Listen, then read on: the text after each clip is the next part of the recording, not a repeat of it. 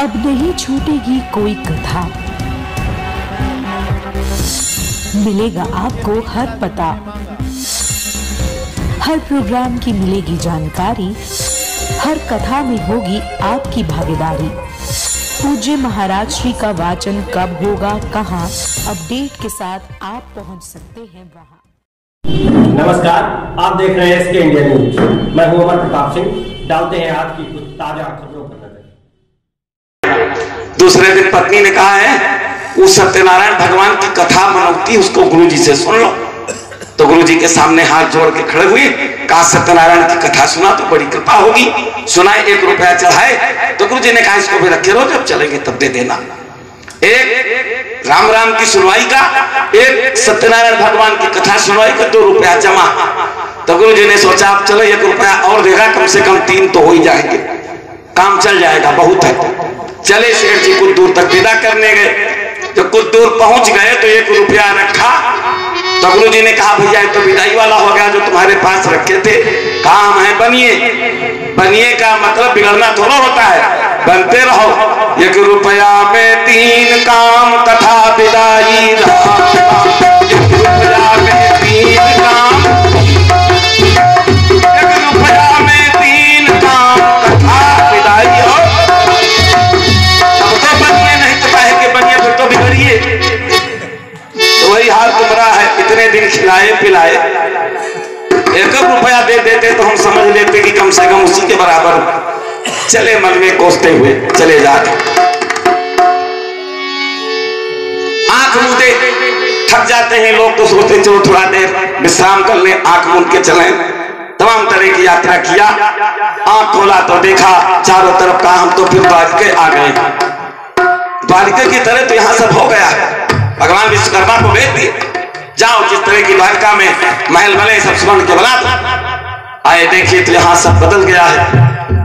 सुदामा मंदिर देख डरी। फिर हम द्वारिका आ गए हैं क्या? तब तक सुशीला आ गई, आरती किया है। ये सब कहां पाई? इतने दिन में कहां से बनवाई? कहा बस तुम गए हो कि यहां सब बनना शुरू हो गया है। अरे प्रभु, बस यही अंतर है, जो भगवान करते हैं उसको कोई देखता नहीं है, और हम आप थोड़ा करते तो नहीं है, लेकिन दिखावा इतना करते हैं, प्रदर्शन बहुत करते हैं। दर्शन नहीं होता है लेकिन प्रदर्शन बहुत करते हैं। और भगवान का प्रदर्शन कुछ नहीं होता है, जो कुछ होता है सब दिखाई नहीं देता है। काम हो जाने के बाद ही लोग देख पाते हैं, जब तक काम होता है तब तक कोई देख नहीं पाता। ये भगवान के गुण हैं। सुदामा अपने भवन में रहते हैं, और जिनके पग पनही नहीं तिन्हें दियो गजराज। हाथी खड़े होते थे सुदामा को सेवा के लिए। सावा कुदो जुरतो नहीं थे, प्रभु के प्रताप से दाख न भाव। लेकिन क्या सुदामा ने किसी चीज को स्वीकार किया? नहीं स्वीकार किया, किसी भी वस्तु को। फिर वही अपना माला ले लेते, अपनी वही फटी उसकी आसनी, उसी पर बैठकर भगवान का ध्यान करते। और जो सुख था, कहा गोपाल जब चले हैं ना द्वारिका से, तो बोले हैं हे गोपाल, जैसा हमारे साथ किए हो वो सब तुम्हारे साथ हो। क्रोध है ना कि 1 रुपया नहीं दिए, पढ़ाई का 3 मुट्ठी चावल भी कमाए दिए। तुम उससे निकल गया है कि जैसा मेरे साथ करे हो गोपाल, वो सब तुम्हारे साथ हो। तो धीरे धीरे तो दियम वस्तु गोविंद, तो मैं समझ पाए। सुदामा ने सारा का सारा जो भी भगवान ने दिया था सब वापस कर दिया। और सुशीला में सात्विक वृत्ति आई, और दोनों इतनी तपस्या किए कि भगवान में लीन हो गए और भगवत पद प्राप्त को करते हैं। इस तरह से भक्त सुदामा का चरित्र श्री सुखदेव जी ने महाराज परीक्षित को श्रवण कराया।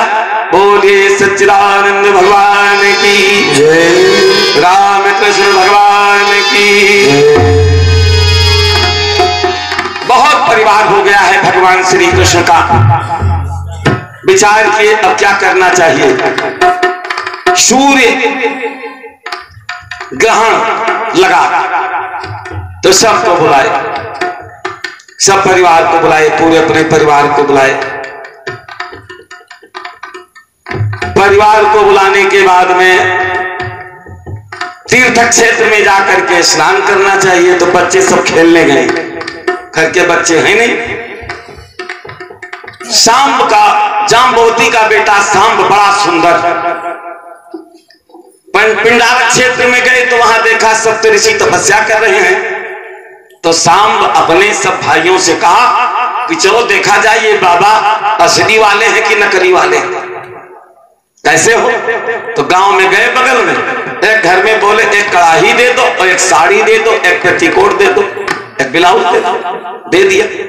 कड़ाही को पेट में बांध लिए, साड़ी पहन लिए, सब कपड़े पहन लिए और 2 लोग सिधाए के चले। का बाबा का पैर छुआ।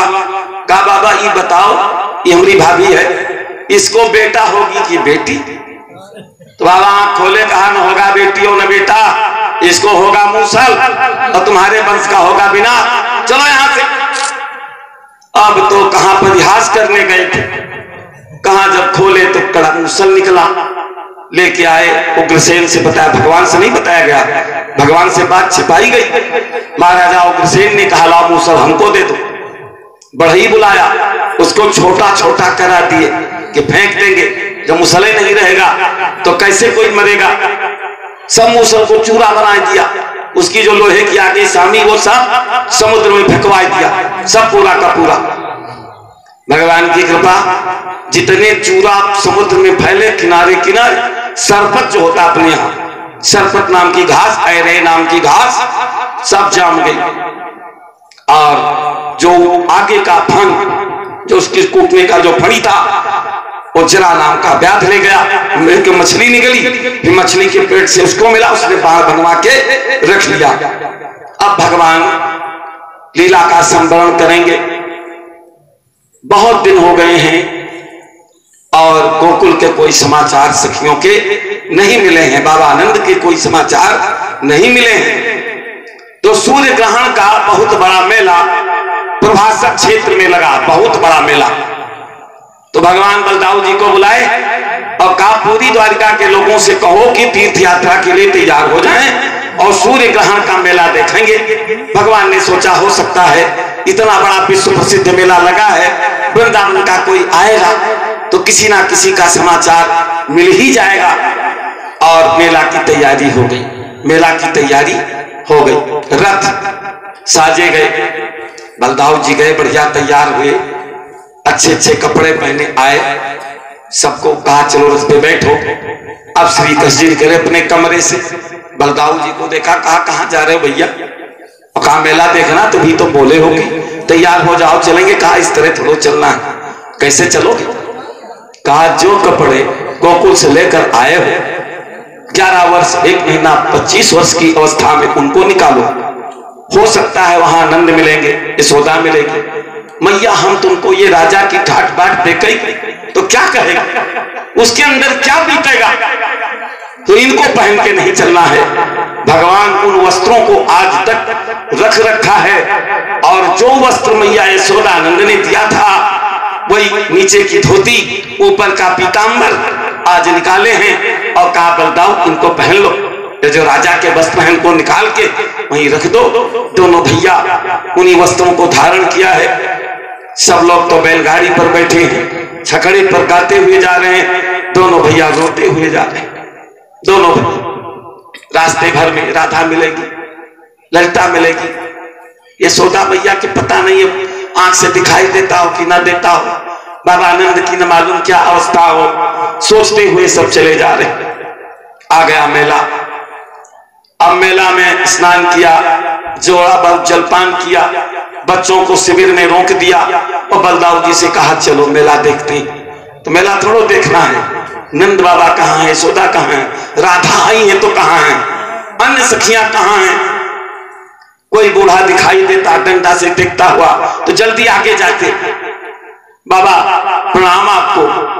भगवान सोचते अगर मेरे बाबा होंगे तो कहेंगे कन्हैया, और कन्हैया कहकर अपने हृदय में लिपटा लेंगे। न मालूम कितने बूढ़ों के आगे गए होंगे, एक तो नहीं, जितने बूढ़े दिखाई देते सबके आगे जाते।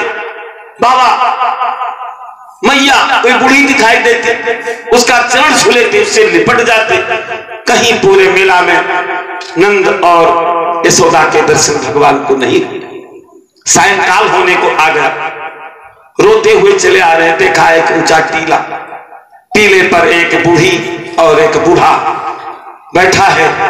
भगवान सोचे शायद यही हूं, गए, ज्यों कहा बाबा, तब तक तो बाबा उठकर खड़ा हो गया, मैया, तब तक मैया उठ के खड़ी हो गई। अरे कन्हैया, सब आपस में मिलते हैं और इतना रोए हैं, इतना रोए हैं कि मैया आज रोते रोते उसके स्तन से दुग्ध निकलता है और आंखों से आंसू निकलते हैं। मिले हैं सब लोग, फिर राधा मिली हैं, सबको लेकर के आए। अब द्वारका की 16,108 पटरानियों से परिचय कराया। भगवान सो जाते थे रुक्मिणी के बगल में, तो राधे राधे करते थे, तो रुक्मिणी सुबह पूछती थी कि किसका नाम लिया करते हो रात भर, सोने नहीं देते हो, कहा मौका आएगा तब बताएंगे। प्रत्येक पत्नियों के महल में यही होता था, सबसे यही कहे हैं कि एक दिन तुमको राधा से जरूर मिलवाऊंगा। और आज राधा को लेकर गए हैं और कहा यही है राधे जिनका मैं नाम सोते में जपा करता हूं। मैया रुक्मिणी, सत्यभामा, जाम्बवती, कालिंदी सब तो मिली हैं, द्रौपदी भी वहां है, सब मिली हैं। और दूध गरमाया गया, पिलाने के लिए चाय वाय नहीं बनती थी, दूध बढ़िया, इतना गर्म दूध, और मारे उसके राधा पी गई राधा, छाला पड़ गया भगवान श्री कृष्ण को। रुक्मिणी ने कहा यह क्या हो गया, कहा यही राधा है, यही राधा है, तुमने गर्म दूध उनको दिया है, पीने के बाद छाले मुझको पड़े हैं। हमारा और उनका अंग एक अंग है, मेरी सुंदरता ही राधा के रूप में प्रकट हुई है, जिनका तुम दर्शन कर रही हो। आज भजांगनाएं अपने को धन्य मानती हैं। रुक्मिणी ने कहा तुमने मुझसे एक वादा किया है, क्या उसको पूरा करोगे? कहा बताओ। कहा तुम कहते थे कि मैंने वृंदावन में रासलीला किया है, तो आज तो सब गोपी हैं, अपनी वो रासलीला दिखा, मुरली भी मैं तुम्हारी लेकर आई, कभी मुरली नहीं बजी। भगवान तैयार हो गए कि मैं रासलीला दिखाऊंगा। इतने उम्र में ब्रजांगनाएं सब तैयार की गई, भगवान श्री कृष्ण को तैयार किया गया, मुरली बजी, रासलीला नहीं हुई। अब पूछती है रुक्मिणी क्यों नहीं, रासलीला क्यों नहीं करते? कहा वृंदावन नहीं है प्रिय, सब कुछ तो है, रंगमंच भी है, सखियां भी वही हैं, मुरली भी वही है, लेकिन वृंदावन नहीं है, और बिना वृंदावन के रासलीला नहीं हो सकती है। बोलिए वृंदावन धाम की जय हो। बिना वृंदावन के रासलीला नहीं होगी प्रिय, और पूरा का पूरा रंगमंच उखाड़ करके फेंक दिया गया और रासलीला नहीं हुई। भगवान नंद बाबा को, यशोदा सबको लेकर महल में आए, जाने नहीं देना चाहते हैं, फिर भी अर्जुन को भेजा कि जाओ इनको सबको सुरक्षित स्थान पर भेज करके आओ। एक तरफ अर्जुन भेजने के लिए चले और एक तरफ बन गए व्याध, भिल्ल बन के सबको लूट लिया। पुरुष बलि नहीं होता है समय होत बलवान, भिल्लन लौटी गोपिका वही अर्जुन वही बान। आगे जब चले तो गोपी का तालाब मिलता है, सारी की सारी गोपी की हम भिल्ल के साथ नहीं जाएंगे, अपने को उसी तालाब में समाहित कर दिया है जहां से गोपी चंदन आता है, गोपी तालाब, सब की सब गोपियां उसी में समाहित हो गई। भगवान पहुंचे हैं द्वारिका। नारद जी भ्रमण करते हुए एक गांव पहुंचे। एक गांव में देखा एक घर में करवा चौथ का पर्व था। करवा चौथ संयोग से पंडित जी का घर था, पंडित जी का मकान भी 2 मंजिला था, और संयोग से पंडित जी को पत्नी भी 2 थी। आज करवा चौथ तो उन्होंने व्रत किया है। पंडित जी एक दिन भोजन जब ऊपर करते तो शयन करने नीचे आते थे, जब नीचे भोजन करते शयन करने के लिए ऊपर जाते। आज करवा चौथ है, पूजा होगी नीचे वाले आंगन में, और भोजन करने के बाद में ऊपर जाएंगे। दोनों पत्नियों ने करवा चौथ के उपलक्ष्य में मांग किया है।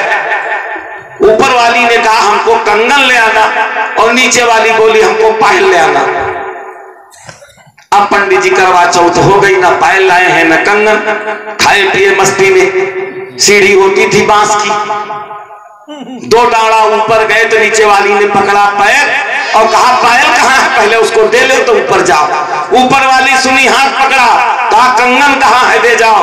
अब पायल और कंगन में बेचारे रगड़ने लगे।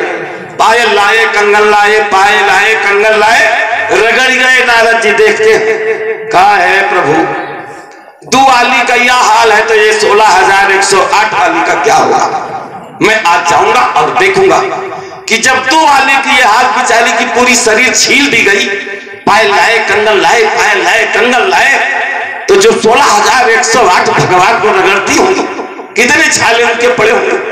देवर्षि नारद गए, रुक्मिणी के भवन भगवान नहीं है, सत्यभामा के भवन कहां गए।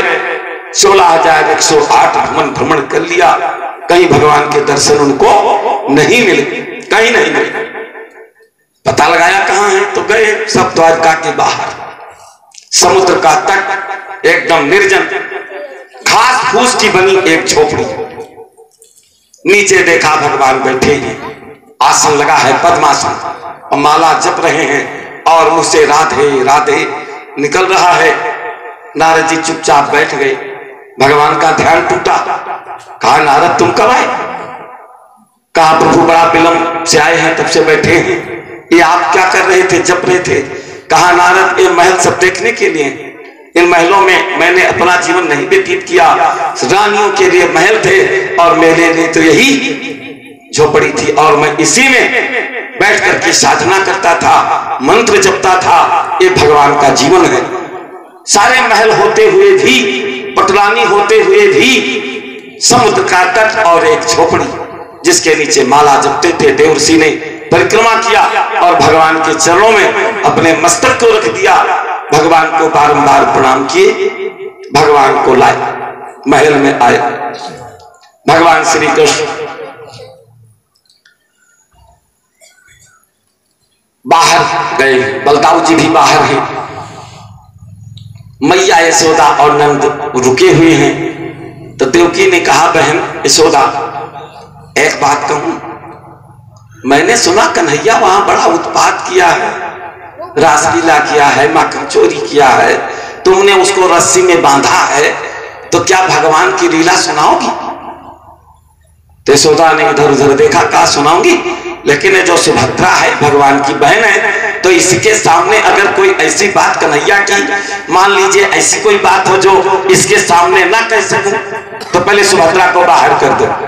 तो देवकी बसदेव सब मिले, कहा सुभद्रा तुम बाहर जरा दरवाजे में खड़ी हो जाओ और कोई प्रवेश न करने पावे। तो सुभद्रा जी खड़ी हो गई।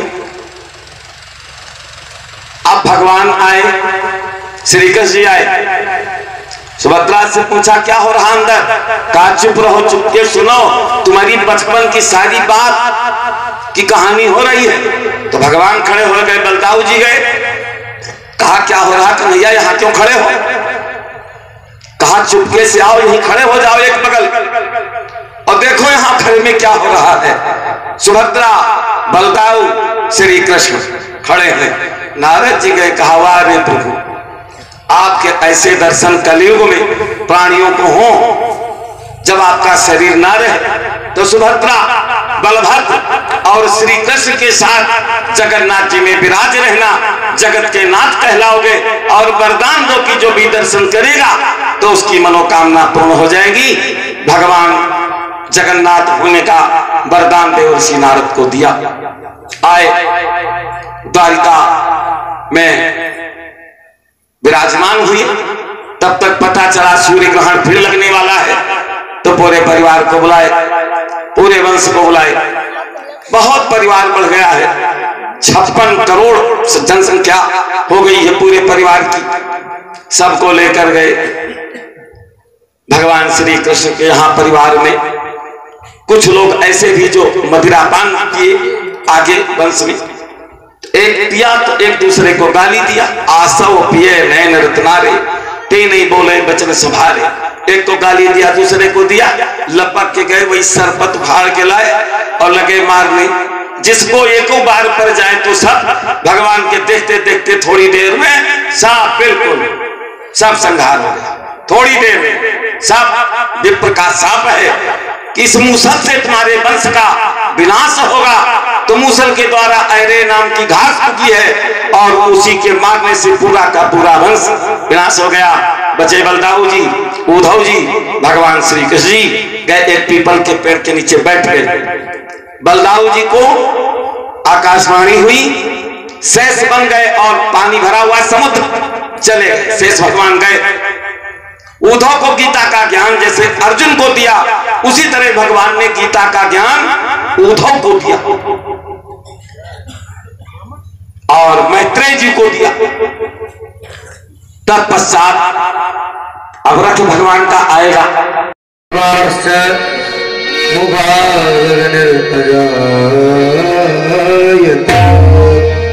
साजो चर्चयुक्तो वंदनायोजितो मया दीपो विहारदेव त्रैलोक्य निराका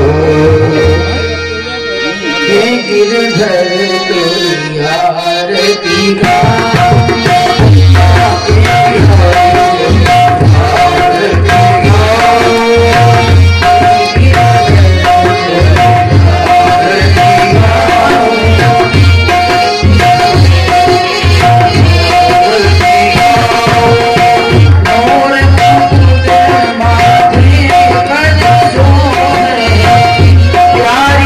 दुनिया की तमाम ताजा तरीन खबरों को देखने के लिए आप देखते रहिए एसके इंडिया न्यूज। साथ ही चैनल को लाइक, शेयर और सब्सक्राइब करना न भूलें ताकि हमारी जो नई अपडेट्स है वो आप तक सही समय पर पहुंचती रहे।